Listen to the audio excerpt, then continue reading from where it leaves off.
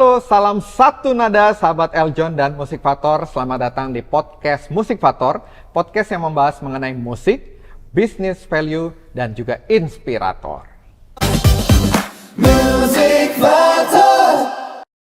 Ya, di podcast Musikvator ini kita percaya di dalam setiap musik tidak hanya terdiri dari nada-nada, di dalam bisnis tidak hanya mengenai angka-angka, dan juga di dalam inspirator nggak cuma kata-kata motivasi, tapi ada perjalanan kisah hidup yang menarik untuk kita simak dan kita kupas tuntas.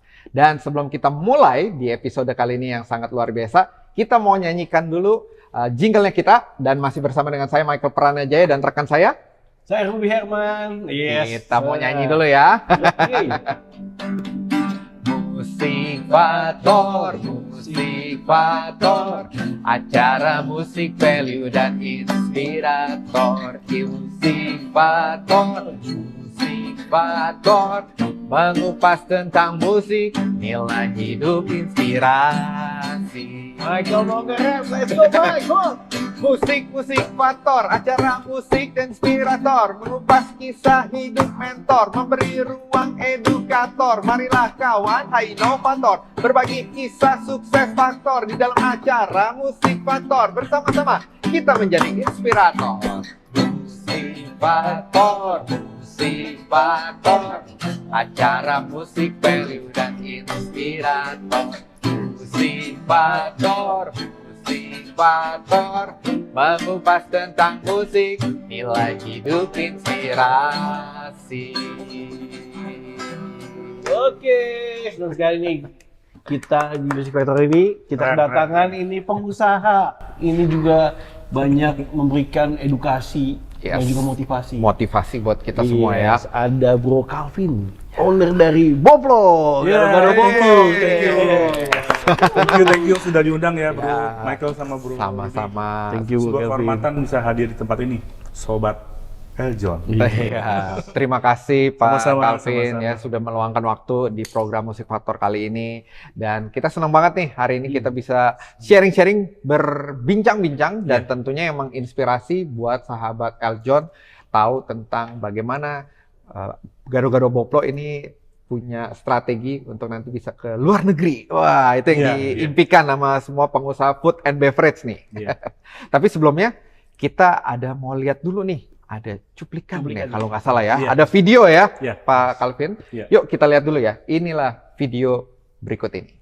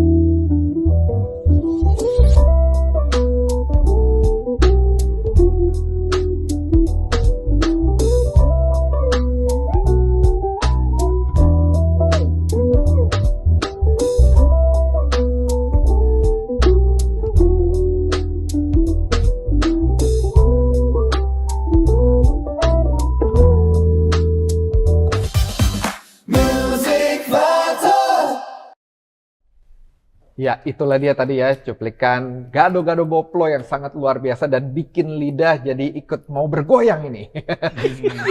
Sesuai dengan temanya pada hari ini, bagaimana membangun bisnis kuliner tradisional modern sampai ke luar negeri ini. Dan kita di sini ada Pak Calvin Hartono, terima kasih ya, sangat luar biasa tadi sama-sama. videonya juga. Wah, tempatnya enak, cozy, nyaman. Sebelumnya saya mau nanya nih, bagaimana Pak CH rasanya menjadi penerus bisnis kuliner yang legendaris nih seperti gado-gado boplo? Iya. Rasanya di awal memang, wah kayaknya mesti gimana ya. Ini berat juga tugasnya sih. Apalagi udah terkenal kan, orang udah Iya. tahu nih. Enggak ada, waktu pas saya mulai sih masih belum terlalu lah ya. Kayak sekarang ya, Karena belum mama kan masih merintis waktu itu, kita mulai di sebuah gang sempit di Kebon Siri. Kebon Siri waktu awal ya. Dengan modal awal Rp500. Rp500. Tahun 70 bro. Oh. Saya umur 2 tahun 70 tahun 70 tuh. Nah ya udah, karena mama single parent, ya saya bantuin mama tiap pagi ke pasar Boplo, jalan kaki menyusuri gang, kami tinggal di gang. Numpang di lubak kungkung. Kungkung kakek ya, kungkung Ya, kakek. kungkung kakek. Ya pagi-pagi gelap buta itu jam 5. Saya masih ngantuk-ngantuk, dibangunin sama mama. Ayo bantuin pasar. Ya berdua lah menyusui jalan gang itu ke pasar Boplo. Pasar itu kalau lagi hujan itu becek dan baunya minta ampun karena di depan ada gundukan sampah ya. Pasar tradisional dulu ya. Pasar tradisional. Sekarang udah direnovasi. Dan mama jalan terus di situ. Dia beli ini sayuran. Daging-dagingan terus dia tinggal, saya nanti suruh ngambil satu-satu. Setelah itu dia balik lagi, itu dia nggak pakai kalkulator dan dia tahu ukurannya sekian kali sekian berapa bayarnya. Itu saya amazing banget karena memang dia tinggal nggak pakai kalkulator. Karena kekuatan sebuah pikiran tuh kalau dilakukan di asah terus, maka otak itu akan bekerja lebih dahsyat ternyata di situ. Ya udah, pada saat itu tahun 70-an customernya ya orang di sekitar gang-gang situ dan nggak bisa terlalu banyak peningkat ya. Nah, di tahun 80-an cicinya mama punya rumah di Jalan Wetasin di seberang apotek Boplo, dan dipindahkan lah di situ, diajak berkolaborasi. Ternyata zaman dulu udah ada kolaborasi. Mama saya jualan makanan tradisional, saya atau cicinya mama jualan mie goreng, nasi goreng.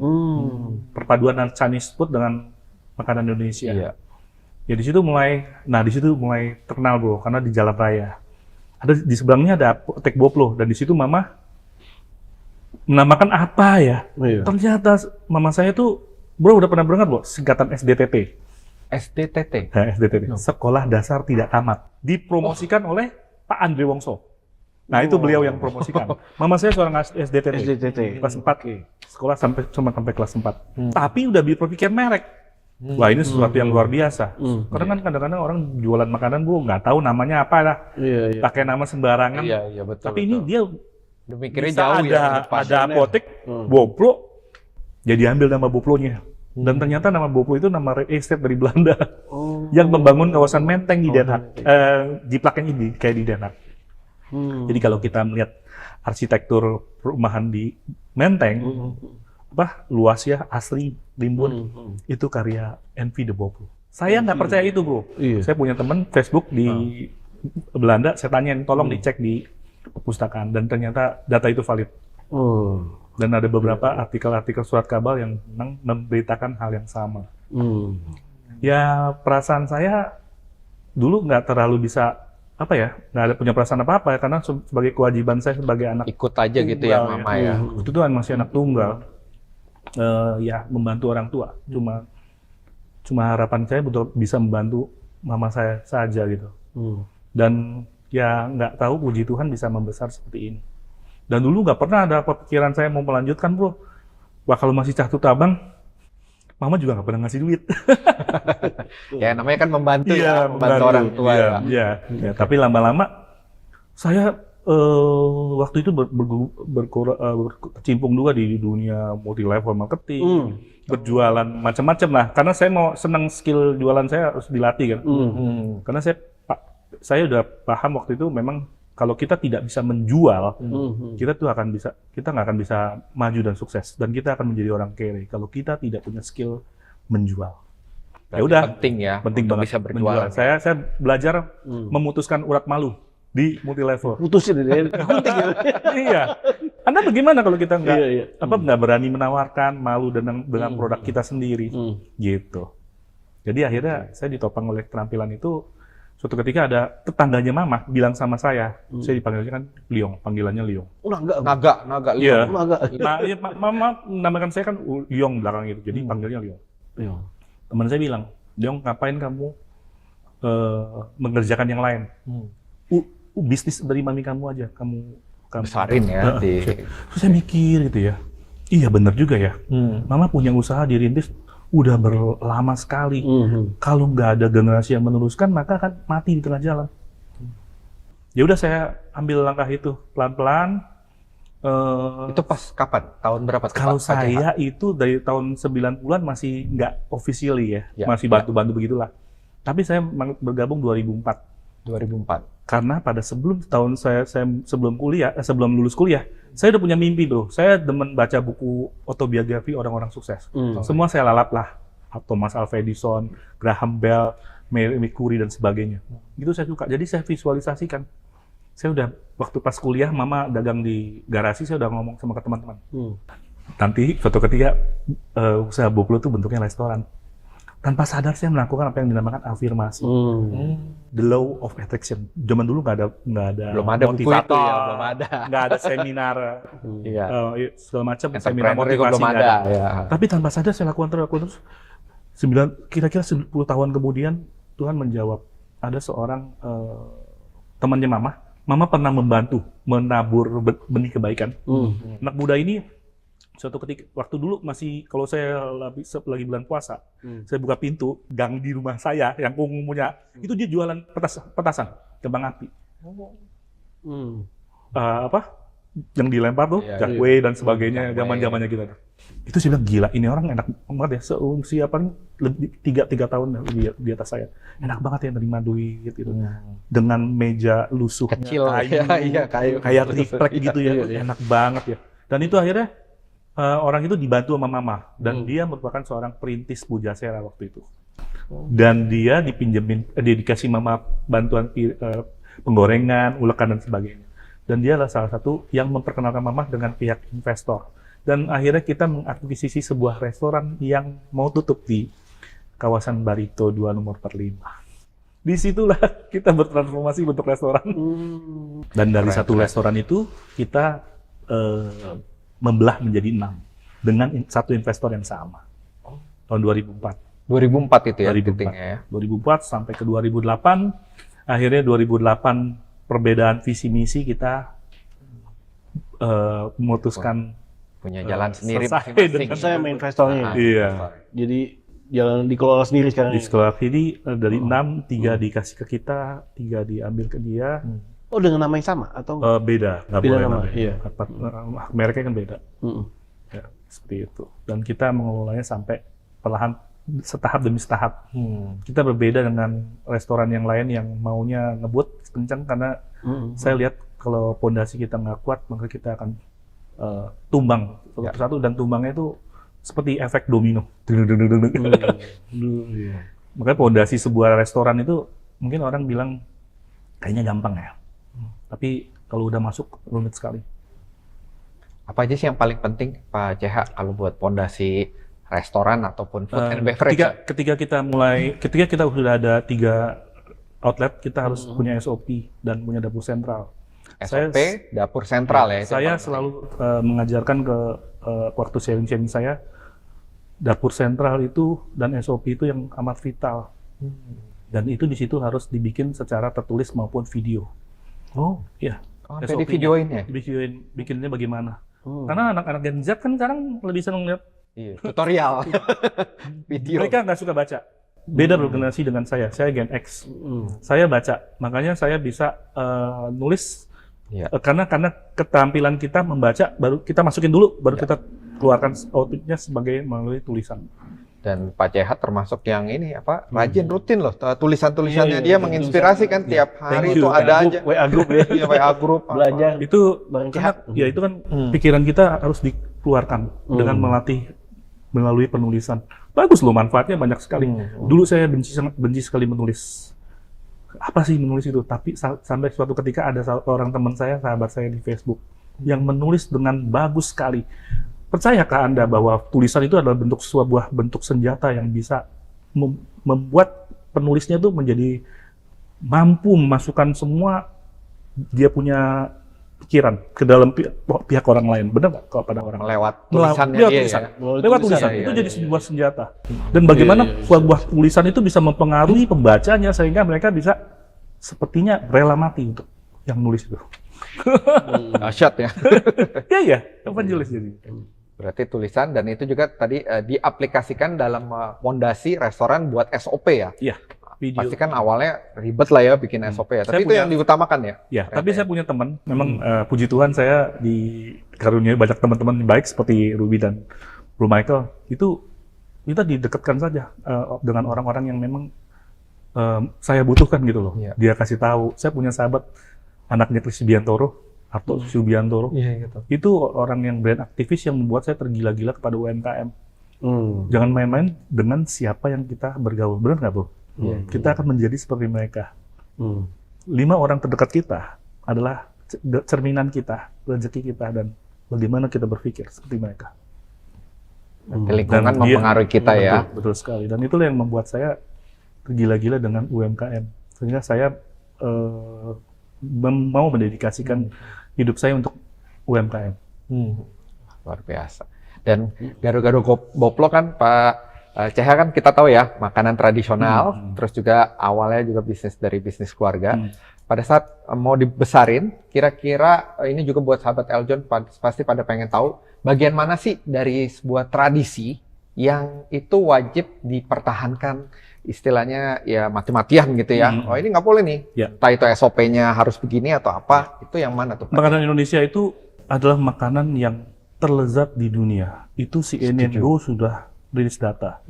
Kalau kita mau pikir bagian mana yang perlu dilestarikan, keotentikan dan cara pengolahannya yang wah itu tiada taranya. Siapa namanya? Yang chef-chef yang hebat itu? Chef Juna. Bukan. Luar dong. Oh yang luar. Gordon Ramsay sama William Wongso. Saya udah ketemu Pak William Wongso juga, berdialog dan sebagainya. Anda lihat dibawa ke Sumatera Barat, ke Padang. Main karapan sapi. Itu sampai kena kotorannya itu Gordon Ramsay. Di situ diperkenalkan proses pengolahannya oleh Pak William Wongso. Di situ takjub mereka. Rempah-rempah kita luar biasa.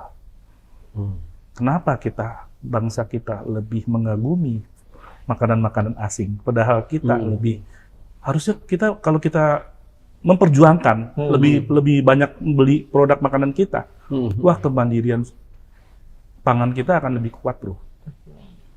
Iya. Berarti cita rasa otentiknya Keotentikan itu sangat-sangat dijaga, penting ya? dijaga dan bagaimana cara pengolahannya. Wah, ini sebenarnya masih banyak nih mau dikulik nih, Bro. Iya, seru banget. Tapi kita akan kembali ya setelah pesan-pesan berikut ini, tetap di Music Factor.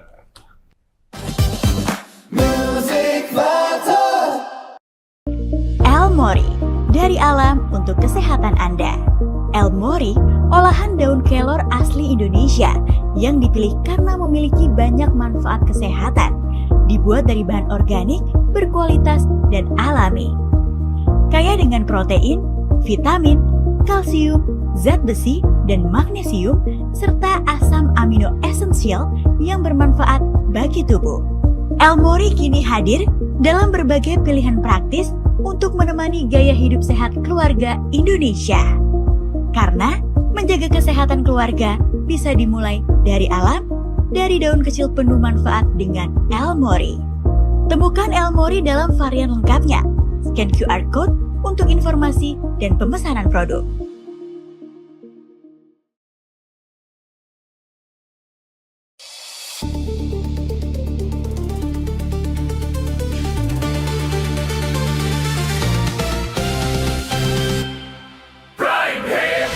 Inilah Prime Report selengkapnya.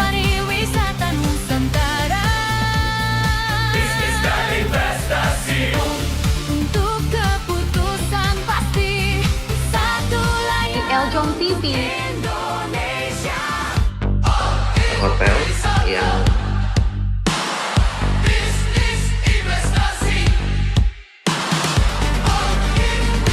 level menengah bahkan Halo Mas Reza, apa kabar?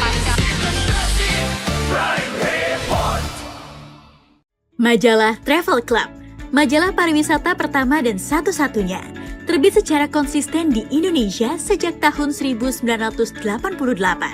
Majalah Travel Club selalu mempersembahkan informasi pariwisata, budaya, kuliner, agrowisata, komunitas, eljon, selebriti, dan kesehatan. Travel Club Magazine Traveler Choice.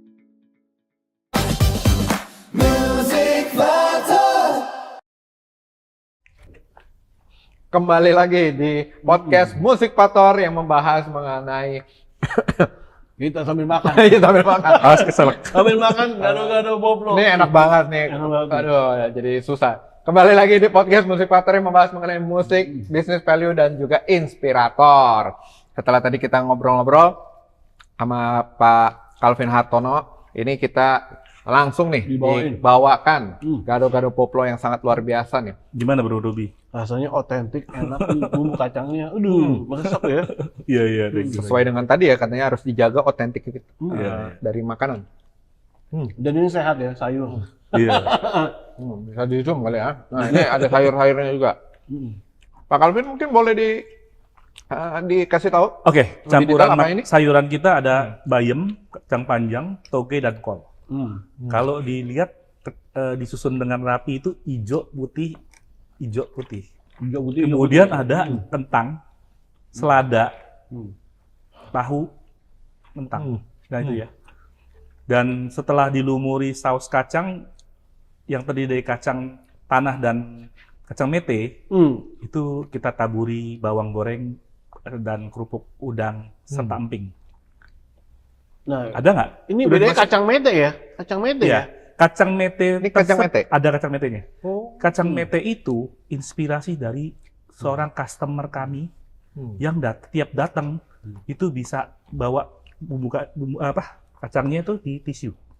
Di Oh ya? tisu. Dia. Jadi pada tahun 80-an ada customer tiap datang bawain kacang mete. Dibungkus tisu, dia bilang sama mama tolong diulekin di situ. Oh. Jadi inspirasi sebuah kreasi dari produk kita itu bisa datang dari pelanggan. Dengan demikian, Anda harus bergaul erat dengan pelanggan. Saya menamakan customer intimacy. Waduh. Berawal custom ya? Dari dialah kita Dari dia ya? bisa punya inspirasi. Dan kalau sekarang udah terlalu banyak orang yang ikut-ikutan. Tapi kita adalah pelopor dengan menggunakan kacang mete.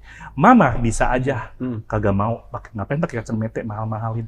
Tapi di situ mama berpikir sebuah yang dinamakan added value. Nilai tambah apa lagi kalau sekedar kacang doang kan rasanya kurang. Tapi ditambahkan kacang mete. Disitulah nilai tambah kita bisa berikan. Dan kemudian di tahun 2004 itulah kita menyajikan restoran kita, makanan kita di dalam sebuah bentuk restoran yang ber-AC. Zaman tahun 2000-an, apalagi di awal-awal, bro, saya tuh tukang makan gado-gado. Di pinggiran jalan pun saya makan. Panas-panas ya? Panas. Iya, panas. Mana Udah gitu, pedes gitu ya, udah gitu, enak. sorry tuh saya habis itu kadang-kadang BAB. Enggak Kurang berapa bersih ya. kali saya ya Bersih tempat karena lainnya. kan ya bukan menjelek-jelekan karena mereka yang jualan itu udah megang uang, dia pegang lagi sayurannya dengan tangan yang sama. Tangan yang sama ya. Belum diolahin loh ya? Nah, dia dari pagi sampai sore kadang-kadang. Ya. Dan kita kan kalau kita di Boplo, kita merebusnya 1 atau 2 jam sebelum adanya pembelian dari customer. Jadi kita menjaga. Dan saya sudah bilang SOP-nya, kalau untuk bumbu yang hari ini tidak boleh dijual besok, buang semua. Buang semua. Itulah salah satu cara kita untuk menjaga. Berarti nggak ada yang disimpan-simpan ya? Nggak boleh disimpan. Nggak boleh ya? Nggak boleh disimpan. Cocok nih, higienisnya dapat nih. Dan tadi juga kita melihat nih, mungkin kalau bisa disorot ya. Wah, ini Kasih nih. lihat. Mantap tuh. Nah, enak banget. Dan lontong kita dibuat pakai daun pisang. Sekarang daun berhati-hati dengan makanan di luar sana. Saya nggak jelek-jelekin. Ada sebagian yang pakai bikin lontong pakai plastik. Plastik ya. Apa akibatnya ketika plastik direbus dengan air yang panas dan mendidih? Maka dia akan mengeluarkan partikel-partikel yang Penyebab bisa kanker menyebabkan kanker. Bahaya itu. Nah, Hati-hati. ya berhati-hatilah dengan apa yang Anda makan. Karena kita kan juga mau kita tetap sehat ya, agar bisa beraktivitas. Ini kan kalau kita lihat tampilannya juga udah bagus ya. Apa CH udah modern, udah Good grade. rasanya juga enak. Oke lah. Nah, kira-kira pada saat ini kan sebelum sekarang nih, modernisasi selain bentuk tampilan ini, apa yang dulu dilakukan sama Pak CH? Kita juga waktu pas pandemi, itu saya sedih banget. Saya jalan di lorong Boblo Cikini. Tiba-tiba saya terima telepon dari seorang kepala sekolah dari sebuah TK. TK di Kelapa Gading, namanya TK Kupai, Montessori. Ibu kepala sekolah itu bilang sama saya, Pak Kelvin, saya mau minta tolong apa Bu? Tolong ajarkan ngulek kepada murid-murid TK saya. Via Zoom. Via Zoom. Ingat? Oh ya, COVID. PPKM ketat, nggak boleh ada Iya. tatap muka. Oh, oke. Saya selalu bilang oke. Tapi Pak, saya mau beli bumbu sama Bapak. Nah, disitulah saya juga tanda tanya. Ini PR buat saya. Mama dan istri waktu itu sangat-sangat mengharamkan apa yang dinamakan menjual bumbu. Rahasia lah. Rahasianya ya. Secret ya. Tapi saya orang yang kalau saya sharing atau dipanggil di kampus, itu saya paling senang puterin videonya Jack Ma. Jack Ma bilang, ketika orang lain mengeluh, kita tidak boleh mengeluh. Tapi kita memikirkan apa yang bisa kita bantu atau menjawab dari keluhan itu. Saya bilang sama mama, sama istri, kita harus membuat sebuah terobosan atau breakthrough. Kalau kita tidak melakukan terobosan, konglomerat aja bangkrut, apalagi kita. Puji Tuhan, harapan saya terkabul. Hati mama dikasih berubah. Hati mama mau. Itu ya mau. Istri saya tuh nggak gampang dipengaruhi loh. Tapi ya akhirnya puji Tuhan, Tuhan digerakkan. Akhirnya kita meluncing sebuah bumbu gado-gado yang masih bentuknya sederhana sekali. Tin wall, bro, tahu tin wall? Plastik tempat makanan yang putih bening itu loh, yang isi nasi goreng lah. Kita masukin apa? Kacang, bumbu kacang, gula Jawa, garam, jeruk limau. Itu bahan-bahan semua ya? Masih perlu di-assembling. Oh, jadi bahan bakunya aja dulu. Kirim ke sekolah. Sekolah menyebar ke rumah masing-masing muridnya. Plus apa? Plus saya bilang, tolong beliin ulekan kayu buat prakteknya. Saya nggak mau kasih ulekan batu berat. Nanti pengirimannya juga akan membebani sekolah itu. Saya berpikir bagaimana caranya kacamata customer saya berperilaku. Karena saya juga mau mereka juga lebih nggak boros dalam mengulek. Akhirnya terjadilah yang dinamakan how to ngulek proses ngulek bareng Chef Kelvin ditulis di situ. Dan saya senang banget karena pada saat itu waktu saya ke Kidzania, saya udah pingin bilang suatu ketika saya pingin ngalahin Kidzania. Dan akhirnya proses ngulek tersebut berhasil dan setelah riset selama beberapa puluh kali lahirlah bumbu ini. Namanya waktu itu masih The Secret. Tapi sekarang kita robah karena dinas dari pemerintah itu bilang harus pakai nama Indonesia. Gado-gado Boplong. Dan ketika kita punya produk ini, bro, saya bingung, saya tidak punya pengalaman ekspor. Ya, akhirnya saya berpikir, tapi saya punya teman, teman saya punya anak bikin restoran di Sydney. Saya hubungin dia. Saya hubungin dia. Siska, Om punya produk. Om, saya juga nggak tahu caranya. Tapi Tuhan bekerja luar biasa. Besokannya dia dapat email dari PT Gorita. PT Gorita, satu-satunya perusahaan ekspedisi yang membantu produk-produk Indonesia masuk sampai ke depan pintu pelanggan tanpa surat apapun. Dan akhirnya yang di Sydney itu heboh. Teman saya Siska itu 12 hari bisa 1000 pack ini. 1000 pack. Dan ada bukti-buktinya semua. Saya bisa kasih lihat nanti. Setelah Sydney, kita ke Perth. Ada lagi satu teman lagi saya, masih anak muda, seumuran dengan Siska. Saya bakar dia, saya bilang di Sydney udah kayak begini. Di Perth luar biasa juga. Penjualannya. Sama-sama heboh pada saat itu. Akhirnya mulailah ke Singapura dan sebagainya. Dan akhirnya ke 9 negara. Wah, Dulu udah saya berpikir- go internasional ini. Dulu saya berpikir produk ini, kalau kita mau bikin sebuah resto, kita butuh berapa miliar, bro, Ya, untuk buka di luar negeri ya. Sekarang cukup dengan ini aja kok. Udah bisa. Dan banyak sekali testimoni dari orang-orang yang beli. Dia ketika dia ngomong, saya tanya, Pak, Bu, beli di mana? Ada yang ngomong di Qatar. Di Qatar. Dan Udah kemana-mana ya. Udah kemana-mana. Ya saya nggak bisa lacak dong satu-satu. Masa saya tanyain sama perusahaan ekspedisi, itu mau kemana? Kalau udah enak ya, ini meluas ya. Karena memang yang perlu dia akan dicari oleh orang-orang Indonesia dan Yang mulai pengen orang yang makan. pengen kembali makan makanan kita. Nih kalau bikinnya ini tinggal diapain nih? Tinggal dikasih air. Tinggal dikasih air aja. Iya, tinggal dikasih air. Oh, cukup air aja? Cukup ada air. Nggak perlu diulek lagi ya? Nanti saya kasih video tutorialnya. Iya, Anda nggak perlu ngulek semua. Saya udah bikin video tutorialnya. Kasih air, kocok-kocok, udah kayak bikin Milo. Oh, iya. Airnya air biasa Bisa aja air atau putih, air bisa air putih, bisa air agak Air hangat? agak hangat boleh. hangat ya? Tapi enakan air biasa lah. Karena saya lagi waktu itu ada pernah proses di Ralali. Saya lagi pingin supaya dia tahan setahun. Ini kan tahun 6 bulan. Dengan Ini Ralali, 6 bulan ya? dengan Ralali dipanasin tapi mengubah rasa. Jadi ya kita nggak bisa. Iya, jangan dong. Jadi, Kan justru kan berubah rasanya rasa. itu ya Betul, yang betul. bikin orang seneng ya. Iya. Yang bikin orang Ini ketagihan. variannya ada apa aja? Ada rasa apa aja? Pedas, sedang, dan ori. Oh. Tuh, Pedas bagi yang sedang. suka pedas ini nih ya, spicy ya, Iya, pedas iya. nih. Iya.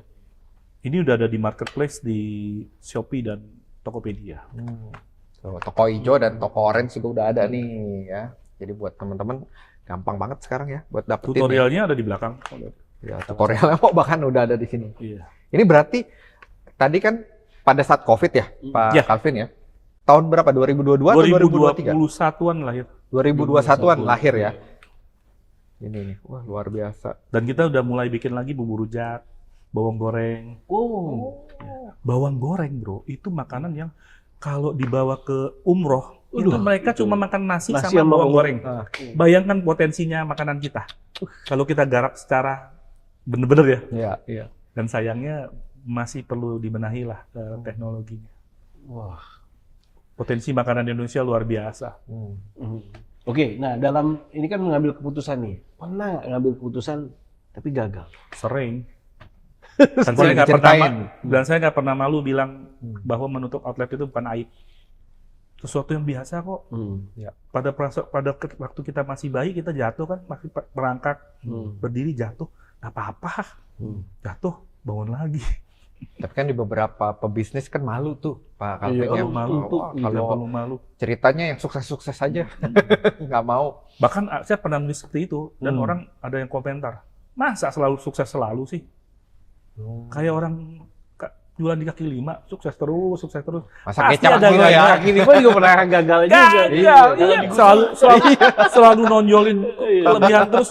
Kayaknya kalau menurut saya, kalau nggak ada kegagalan itu kayak orang berbisnis tanpa kayak bikin makanan tanpa garam.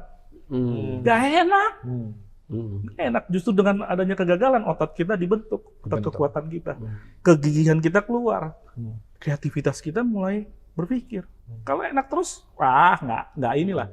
Dan jangan salah, Gen Z berperilaku seperti itu. Kenapa? Karena enak terus, dikasih enak terus kan. Kita, bro, yang saya ngerasain, ya saya jualan di Monas, jualan susu kacang di Monas aja saya pernah, bro. Itu jam 4, jam 3 pagi kita jalan, bro. 3 pagi tuh. Bikin susu, saya beli susu kacang. Susu kacang. Susu Iya, kacang. di Monas. Jualannya Sabtu dan Minggu. Itu saya lakukan. Kenapa?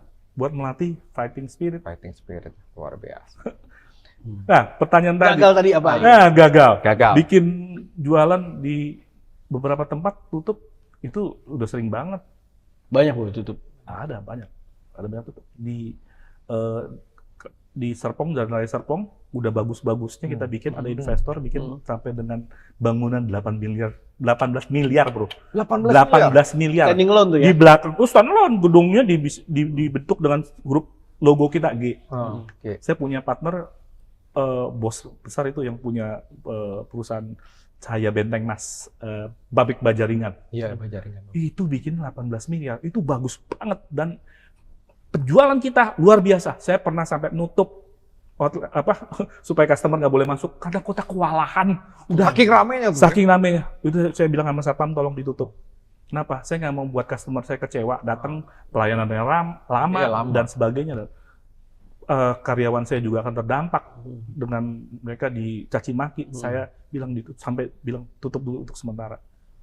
Akhirnya bro, suatu ketika Pemda di situ menutup portal dari Jakarta menuju ke lokasi saya. Portal.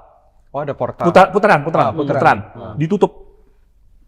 Kita udah mengajukan permintaan untuk dibuka. Tetap nggak dikasih.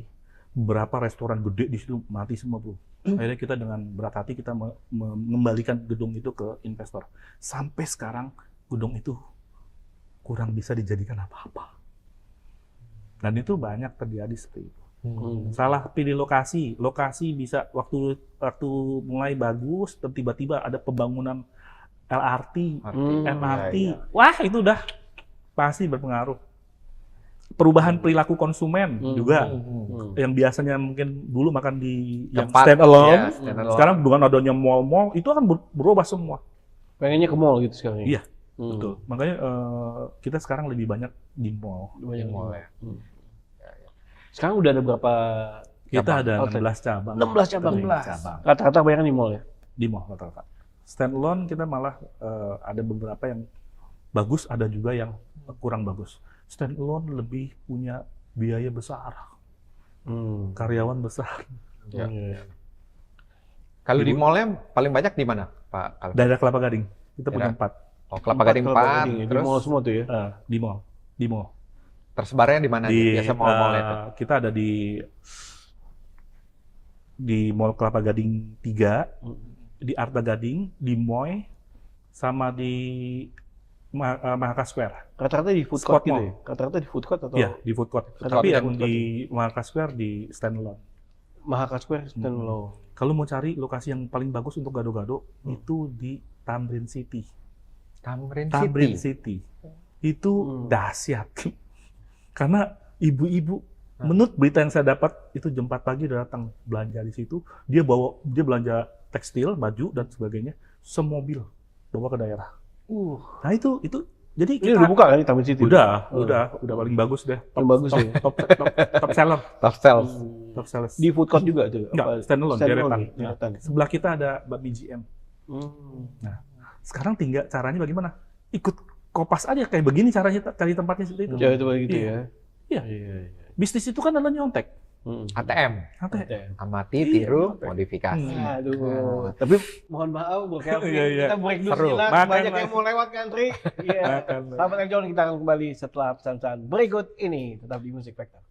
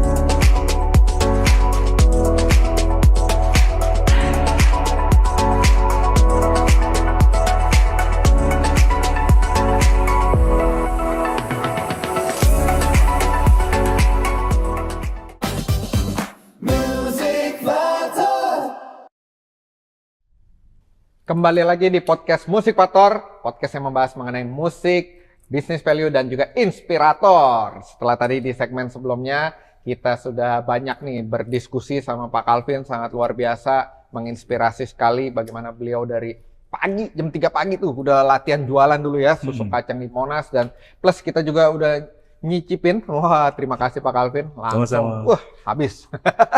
Enak sekali. Di segmen ketiga kali ini, kita sebelum nanti berbincang-bincang lebih lanjut, kita mau main game dulu nih, kasih yang seru-seru dulu nih. Nah, gamenya apa nih, Bro Ruby? Seperti biasa, ya kita bakal main dikasih pertanyaan.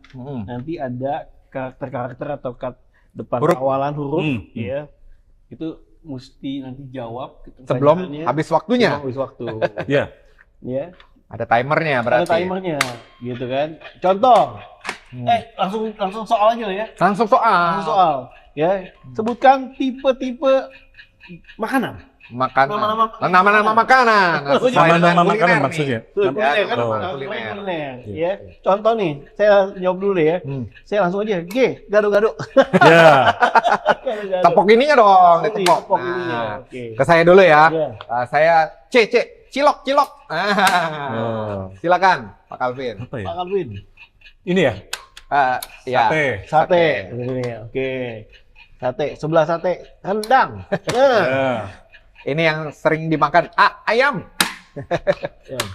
Pecel. Oke. Nah, saya pesan ini lontong. Oh ya. S, singkong. Singkong yang goreng kan enak juga tuh. Oke. Otak. Iya. Nah, ini manisan. Oh iya, ada manisan. Nih yang gue sering beli, tahu goreng. Kolak. Oh iya, kemarin ya. Kolak ya. Oke. Kita bagelan. Hah? Bagelan. Oh, bagelan. Iya, bagelan. Ini keripik. Keripik apa nih? Keripik ya banyak, keripik pisang. Emping. Emping. Ayo.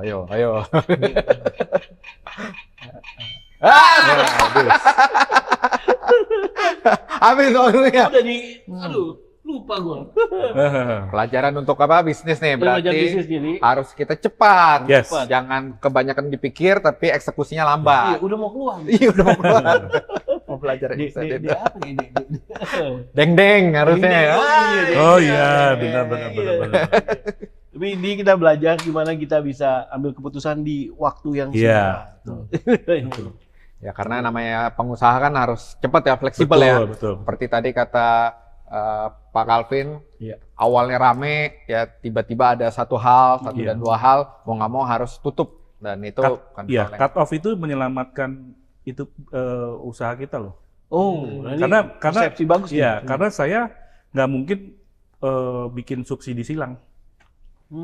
Satu tempat yang bagus harus bantuin yang lain kena kanker, lama-lama yang bagus jadi kena kanker juga. Jadi cut loss aja ya? Cut loss aja nggak apa-apa. Kita juga waktu pas pandemi ada sebuah kisah yang bagus, kita bisa tahan karena kita nggak punya utang bank. Oh, nggak ada utang. Berarti nggak ada utang bank. Sehat ya, sehat. Keuangan. Bank itu datang cuma nawarin kita kasih kredit. Oh, malah disuruh pinjaman ya? Iya, kita nggak punya utang. Bagaimana manage sebuah bisnis itu mesti punya keterampilan juga dalam bidang cash flow-nya. Kalau Anda cash flow aja nggak kuat, itu saya bisa pastikan nggak bisa jalan bisnisnya. Dan saya beruntung punya istri yang saya suka panggil dia sebagai Menteri Keuangan. Apa-apa urusan dia. Karena kita nggak bisa, semua kita bisa pegang bro. Kita ada tim player kan. Dia kuat di mana, dan saya di bagian di mana, marketing, bagian kalau kata patung, saya bagian toa-toanya. Pengeras suaranya ya, marketing. Kita kayak tubuh kan semua, ada pemikirnya. Dan saya senang, saya bangga punya mastermind-nya istri finance ya. Nggak bisa kalau kita nggak kuat di cash flow, di finance kita nggak kuat. Seberapapun Anda punya, pernah lihat nggak restoran yang rame tapi tutup? Nah, Restoran Kenapa? ramai, Tapi tutup. Karena mereka Profitnya punya masalah di cash flow. kecil. Oh, cash Punya flow-nya masalah ya. cash flow. cash flow. Biaya Iya. operasional tak Biaya besar. operasional besar kita nggak tahu. Hmm. Terus dicolongin sama karyawan kita juga nggak tahu. Banyak faktor ya. Banyak. Banyak, Pak. Aneh kan? Restoran rame, rame, tapi Harusnya profit, Hah? tapi minus. loh. malah bangkrut. Itu bisa dijadikan topik. Iya. Makanya kan sempat ada istilah cash flow is king ya. King. King Kong ada yang bilang ya. Cash flow is king. Berarti penting sekali ya. Hmm. Nah, bagaimana agar cash flow itu bisa sehat, Pak Calvin? Biar ya sedikit tips lah ya. Ya, kalau di Boplo itu kita nggak pakai duit bank. Kita nggak mau duit bank. Tapi kalau saya sharing ya, the Boplo ways Ya, itu Boplo ways satu, gimana? starting small. Starting small. Starting small, iya. Kayak mama saya jualan pakai uang kecil. Mana ada uang pakai uang bank sih? Setiap omset dimasukin di celengan ayam. Pernah ingat sharing saya waktu itu? iya. Celengan ayam. Habis itu dia simpan duitnya. Setelah banyak baru dia masukin ke bank. Bank akan lihat rekening kita kan, rekening laporan koran, Keuangan. laporan Ya, koran laporan kan? RK kan, rekening koran. Itu kan keluar masuk. Bank itu meneliti Anda di situ loh. Sebenarnya untuk sukses nggak perlu kita ber-IQ tinggi. Bank cuma nggak akan lihat kok Anda IQ berapa, kok apa enggak. Ya cash flow-nya Iya, itu ya. cash flow doang kok. Cash flow-nya. Begitu cash flow-nya bagus, dia mau kasih Anda pinjaman kok. Dan itu yang, maaf, para pengusaha itu sering tidak memfokuskan ke situ. Dan di saat kita punya track record bagus, kita mau beli apa, bank kasih kan.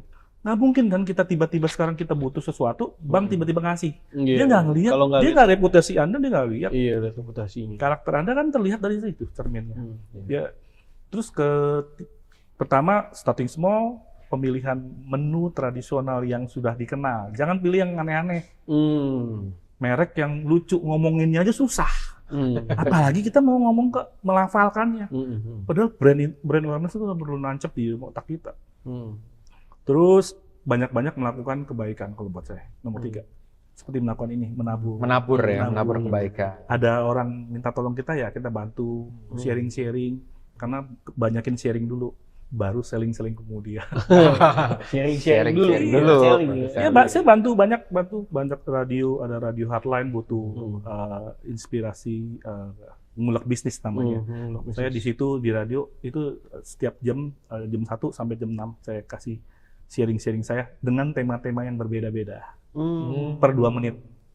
Itu sebuah kita Advertorial. publisitas yang tanpa bayar kan? Iya. Ya karena guru saya kan patung. Iya. Harus mikirin. Iya. Kalau biaya kita terlalu besar ya nggak mungkin kan? Iya. Luar biasa. Dan terkait sama ini juga kan sesuai dengan temanya ya Pak CH tadi dari sharing gitu ya. Mungkin boleh kasih tips buat rekan-rekan nih yang pengusaha F&B kan pasti pengen banget nih biar makanannya bisa kayak Pak CH tuh ke luar negeri nih. Iya. Nah, apa sih kira-kira tipsnya buat mereka bisa dan juga apa sih tantangan challenge untuk membawa makanan tradisional ini bisa ke pasar global ya, luar negeri gitu ya. Pertama adalah membuat produk kita dikenal. Sebelum dikenal, Anda harus kasih produk kita adalah produk yang bagus dan berkualitas sesuai dengan harapan mereka, harapan pelanggan. Kalau enggak, mereka nggak akan pilih kita. Sesudah itu lakukanlah proses branding. Proses branding itu ketika orang lain menawarkan tempat sama kita atau menawarkan seperti sharing seperti ini satu bentuk publikasi kan. Ya. Nah itu kita lakukan terus. Setelah itu ya Anda tinggal memperbaiki SOP, melakukan hal-hal yang seperti yang tadi saya bilang, banyak-banyak sharing. Saya termasuk yang aktif. Boleh cek di mana tukang gado-gado yang sharing di semua platform sosial media. Punya saya. Iya. Dan saya udah ngajar dari level TK sampai perguruan tinggi. Dan sekarang saya tidak pernah puas dengan ilmu yang saya dapat. Saya belajar lagi S2 Entrepreneurship di Universitas Podomoro. Di mana saya akan bikin launching buku. Nah, bulan depan. Menarik nih. Bukunya apa nih? Topiknya apa? Topiknya adalah buku bisnis The Boplo Ways. Bagaimana kisah kita. Saya nggak akan mengumbar kesuksesan saya di situ. Dan saya nggak mau orang termotivasi oleh kesuksesan, tapi orang harus termotivasi oleh sebuah yang dinamakan kerja keras. Berarti cerita Melakukan- kegagalannya juga Iya. dong. Kegagalannya Ada juga kan, kegagalan kerja juga. kerasnya juga ada ya. Iya. Saya dibantu oleh teman saya, Dr. Pinpin. Oh, Karena saya oh, ingin iya. sesuatu yang balance. Saya dari segi praktisi, Bro Pinpin dari akademisi. Akademisi. Jadi nanti akan ada CH Insight-nya, dia juga ada Dr. Pinpin Insight-nya juga. Saling menyeimbangkan. Karena kalau kita punya praktek terus, tapi tidak tahu ilmunya, jatuh bangun kan. Punya ilmu, nggak pernah praktek, nggak jadi apa-apa. Harus balance ya. Nggak jadi apa-apa. Antara praktek sama Iya, teori nggak ada harus apa-apa. balance ya. Iya. Kadang-kadang saya cukup miris melihat kita tuh banyak sekali orang-orang yang sudah kuliah lama-lama ya bro, sekolah tinggi, tapi mereka nggak pernah praktek.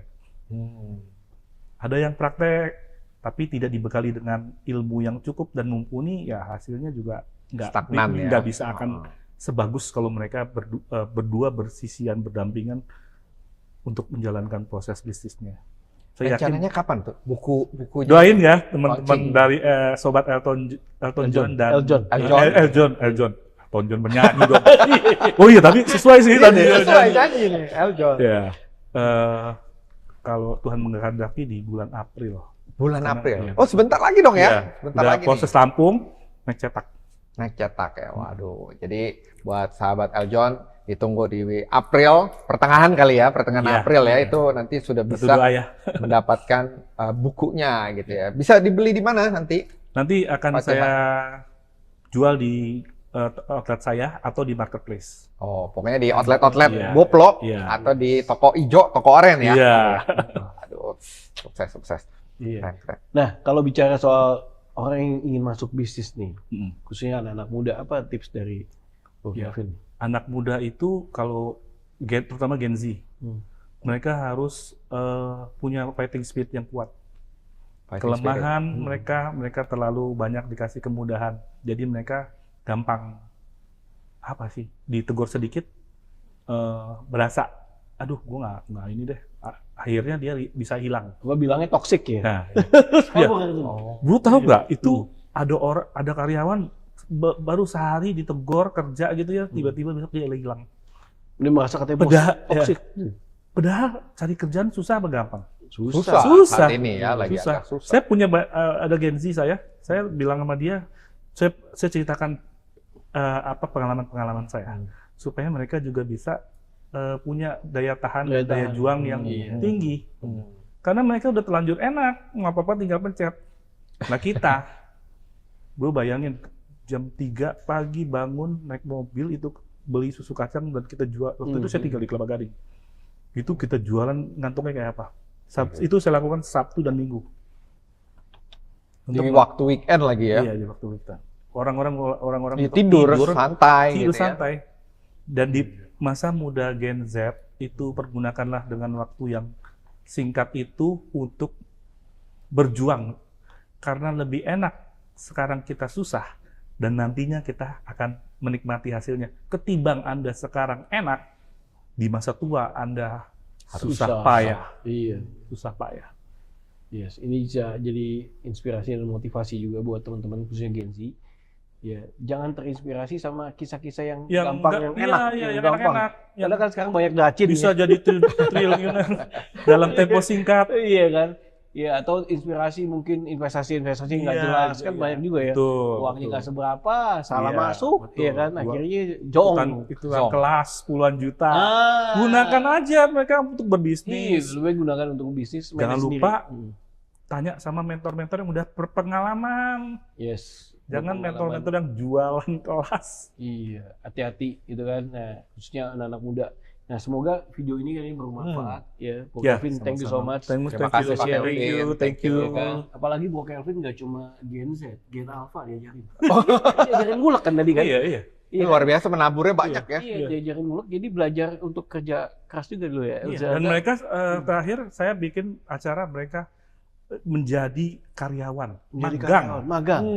internship di Boplo. Oh, internship. Iya, internship. loh. Itu saya sudah melakukan extra mile, melebihi Extra dari mile. Iya.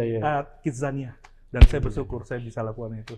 Nah, maksudnya ini merupakan sarana promosi bisnis juga. Betul. Yang juga ada aksi nyatanya juga, Betul. edukasi juga. Saya Jadi bagus sekali. Iya, saya ingin banget mempekerjakan orang-orang disabilitas untuk atau orang-orang yang udah lansia Iya. untuk bisa bekerja. Saya mau lagi merintis itu. Saya kepingin banget. Mudah-mudahan nanti kita bisa Amin. mempraktekannya. Ya, Iya. mempraktekkan. Sehingga kita punya dampak sosial. Yes. Hidup itu harus menjadi berkat buat orang banyak, bukan buat diri Anda. Sukses bukan buat diri Anda, tapi orang-orang di sekitar kita. Syukur-syukur bisa di sekeliling kita dan Amin. masyarakat Indonesia. All the best ya. Thank Keren, you, bro. keren, keren. Thank you, bro. Thank you. Wah, nggak berasa Mike. Aduh. Luar biasa sharingnya. Inspirasi. Dan Makan sebelum kita gado-gado tutup pulau. tadi ya, gado-gado pulau, ini biasanya ada salam nguleknya. Salam ngulek. Oke. boleh kasih Sebelum nih. kita tutup, gimana salam, Salam nguleknya? ngulek itu Pak? dari Gimana? customer lagi loh. Dari Dari customer. customer Dia bilang, juga? Pak bikin salam ngulek dong Pak. Oh iya, gerakan itu penting banget. Ini yang Begini. ciri khas. Dulu customer saya begini doang deh. Tapi ada lagi dikasih cobeknya. Oh, Jadi cobeknya. begini. Iya, beginilah. Cet. Iya. Ini salam nguleknya ya. Yes. Nah, Seperti Semoga ini. bermanfaat. Thank you. Oke, terima kasih Pak Sama-sama, Kelvin Bro. untuk Rudy dan sharingnya. Bro Michael. Terima kasih juga untuk sahabat dari Eljon dan Musikator yang sudah menyaksikan tayangan ini. Semoga dari kisah ini bisa menginspirasi kita untuk terus maju, mau bekerja keras, mau bayar harga dan fighting spirit lebih baik lagi. Yes. Dan akhir kata, saya Michael Pranajaya beserta Ruby Herman. dan juga Pak Kelvin Hartono di sini. mengucapkan terima kasih, sampai jumpa dan salam satu nada. Whoa,